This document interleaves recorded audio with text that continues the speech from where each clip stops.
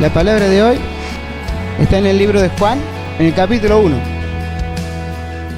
versículos del 15 al 42. Quiero un poquito meditar en todo lo que acontecía en este tiempo en la vida de Israel.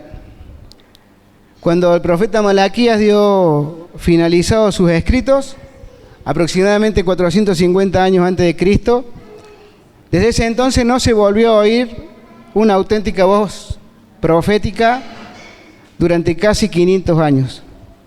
A ese periodo se lo conoce como intertestamentario, ¿sí? Y es el tiempo que transcurre entre el Antiguo Testamento y el Nuevo Testamento. En este tiempo, Dios preparó el mundo para la venida de su Hijo. En este tiempo, el pueblo de Israel se encontraba bajo las órdenes de Roma. En este tiempo, el pueblo de Israel estaba sometido a impuestos, estaba sometido a distintas situaciones muy parecidas a las que podemos decir que pasan hoy en nuestras vidas. Después de tantos años de silencio, ¿sí?, aparece Juan, el hijo de Zacarías, para mostrarnos a aquella persona que venía a cambiar la vida del pueblo de Israel y la vida de cada uno de nosotros para siempre. Este hombre era Juan el Bautista. Y en el versículo 15 del capítulo 1 del libro de Juan, dice la palabra: Juan dio testimonio de él y clamó diciendo: este es de quien yo decía, el que viene después de mí es antes de mí, porque era primero que yo. Juan el Bautista estaba dando testimonio, estaba siendo testigo de Dios delante de la gente, mostrando a quién vendría después de él, que era Jesús. Dice, Juan dio testimonio de él. ¿Y quién era él? Él era Jesús. ¿Cómo lo muestra Juan? Dice que él era el verbo. En el principio era el verbo. Era la palabra. Era la misma palabra de Dios que abarcaba desde su pensamiento hasta su corazón. Era el mismo Dios. Dice Juan en el versículo 3 que él era el creador de todas las cosas. Dice que todas las cosas por él fueron hechas. Y sin él nada hubiese sido hecho. Dice en el versículo 4 que Jesús era la vida. Juan 14:6, el Señor Jesucristo lo afirma. Dice, yo soy el camino y la verdad y la vida. Y nadie viene al Padre sino por mí. En el mismo versículo 4, Juan dice que Jesús era la luz que alumbra a todo hombre. Y yo tomé como un pasaje que afirma esto, que el Señor era el Logos, era la palabra, Salmo 119, 105, que dice, lámpara es a mis pies tus palabras y lumbrera a mi camino. La palabra alumbraba la vida de los israelíes y Jesús era la luz que alumbraba a todo hombre. Él era la palabra. Dice Juan el Bautista en el versículo 29 que Jesús era el Cordero de Dios que quita el pecado del mundo. Y acá está la clave de este pasaje, la clave de la historia del pueblo de Israel y la clave de nuestra vida cristiana. Así como en aquel tiempo, nuestro mayor problema en la vida no es la economía, no es la sociedad, no son los gobernantes. El mayor problema de nuestra vida es el pecado. No son las enfermedades. El mayor problema de nuestra vida hoy y en aquel tiempo era el pecado. Una enfermedad te puede llevar a la muerte, pero el pecado te lleva al infierno. Y así es que se presentaba Juan el Bautista, ¿sí? Mostrando que Jesús era el Cordero de Dios que quita el pecado del mundo.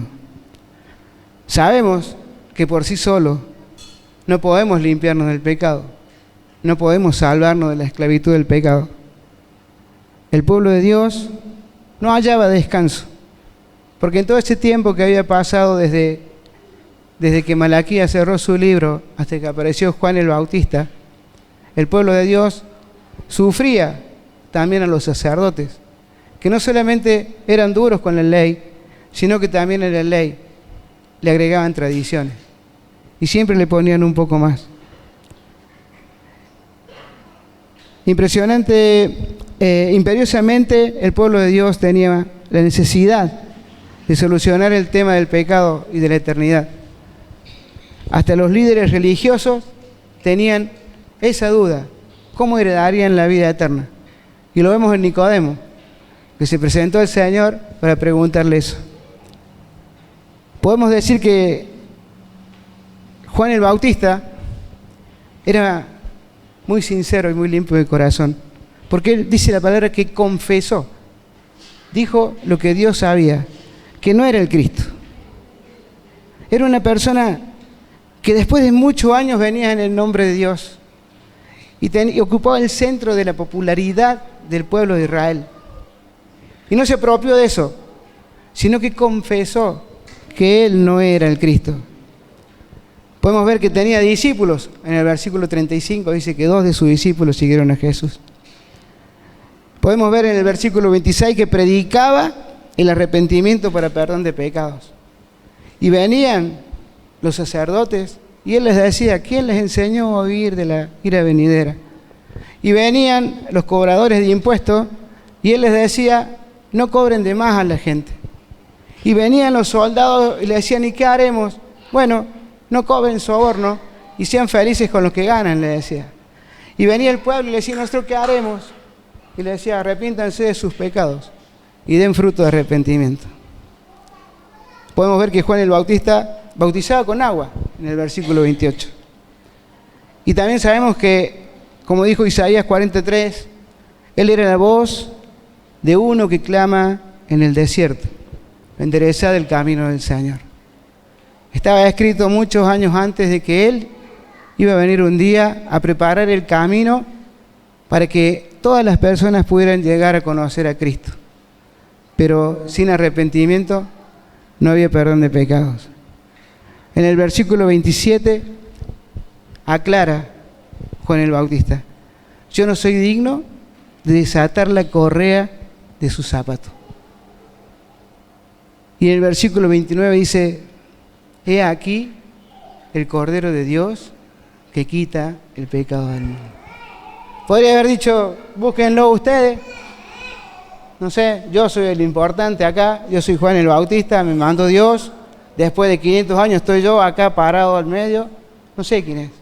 Sin embargo, en su corazón y su ministerio era presentar a Cristo. Y él dice: he aquí el Cordero de Dios que quita el pecado del mundo. Y afirma: y yo no le conocía, dice, pero el que me envió a bautizar con agua, a aquel me dijo: sobre quien veas descender el Espíritu y que permanece sobre él, ese es. Y yo le vi y he dado testimonio de que este es el Hijo de Dios. Qué humildad la de Juan el Bautista. Y qué entrega hacia el Señor, de sacarse él del primer lugar y decir: este es el Cordero de Dios que quita el pecado del mundo. Yo no soy ni digno de atarle la correa del zapato. Juan tenía confirmaciones de Jesús, de Dios sobre Jesús. Con señales indubitables, Juan tenía claro quién era Jesús y no dudaba en presentarlo ante la sociedad como quién era. Jesús era el primero y Jesús era el último. Jesús era el alfa y Jesús era el omega. No había uno antes ni uno después de Jesús.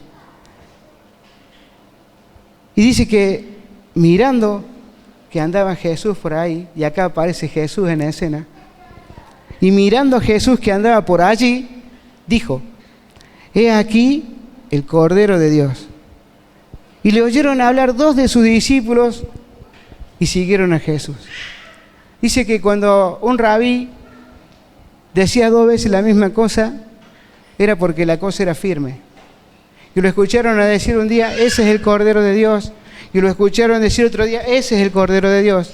Y entendieron que ese era el Cordero de Dios. Y decidieron seguirlos a Jesús. Y dice la palabra en el versículo 38: «Y volviéndose Jesús y viendo que le seguían, les dijo: ¿qué buscáis?». Y acá vemos a Jesús adelantándose a las personas. Tal vez podría haber dejado que se acercaran a Él y esperarlo. Total, Él era Jesús. Tal vez podría haber esperado que lo llamen de lejos, porque total, Él era Jesús. Pero no.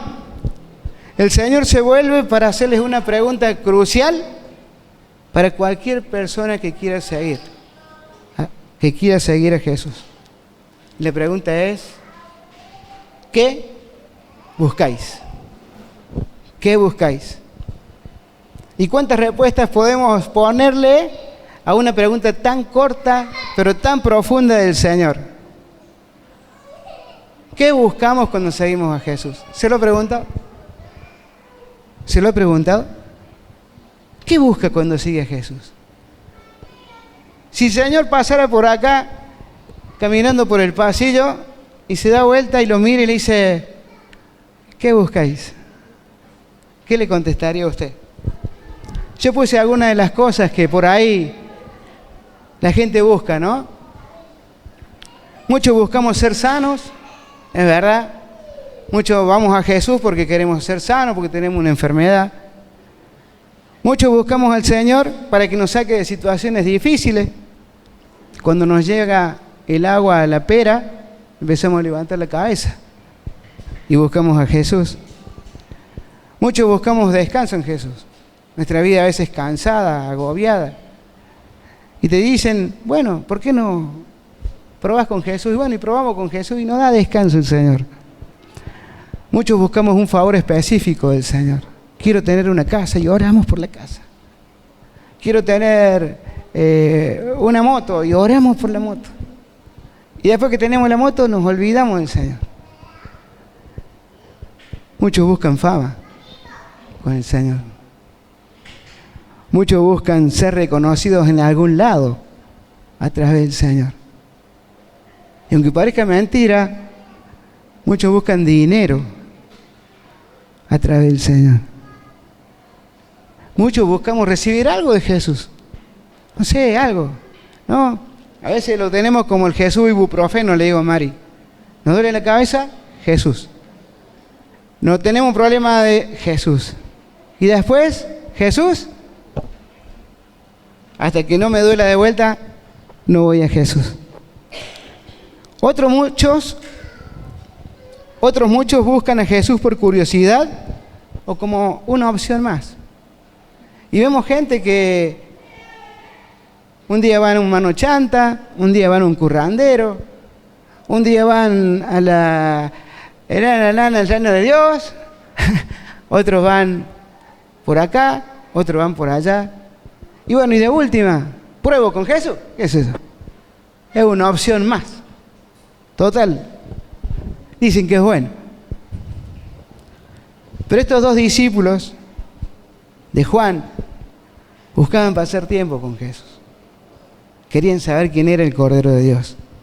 Querían conocer quién era esa persona que quitaba el pecado del mundo, que venía a quitar el pecado del mundo.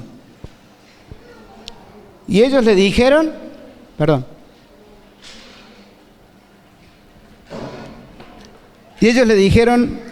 Rabí, que traducido es maestro, ¿dónde vives? Y él les dijo: venid y ved. Fueron y vieron dónde moraba, y se quedaron con él aquel día, porque era como la hora 10:00. Eran las 4 de la tarde de un día de primavera en Israel, ¿no? Y estos discípulos buscaban conocer el paradero del Señor para pasar tiempo con Él, para escucharlo hablar, para ver qué les decía. para ver qué tenía para decirle a esta persona que era el Cordero de Dios que quitaba el pecado del mundo. Así se hacía en aquel tiempo con los maestros de la ley. Sus discípulos sabían dónde vivían, porque una y otra vez iban a buscarlo para preguntarles cosas, para pasar tiempo, para conocer sus pensamientos. Los dos discípulos andaban buscando algo y en Jesús lo encontraron. Pero ya lo vamos a ver. ¿Saben quién eran esos dos discípulos? Andrés de Betsaida era uno. Betsaida es un pueblo pesquero. De hecho, su nombre significa casa de pesca.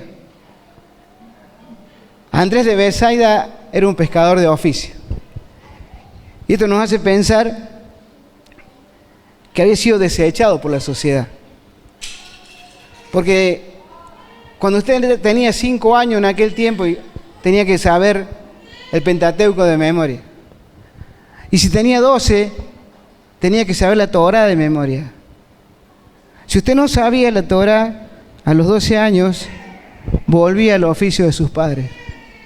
Y si usted sabía la Torá, a los 12 años, le ponían un rabí para que lo ayudara en el crecimiento espiritual y poder ser alguien importante dentro de la sociedad.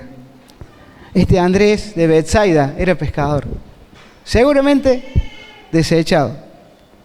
Pero podemos ver un par de características muy buenas de este Andrés. Andrés se caracterizaba por siempre ocupar el segundo lugar. Todo el mundo lo conocía como Andrés, el hermano de Simón Pedro. Nadie lo conocía como Andrés de Betsaida. Lo conocía como Andrés, el hermano de Simón Pedro. Siempre ocupó el segundo lugar, ¿no?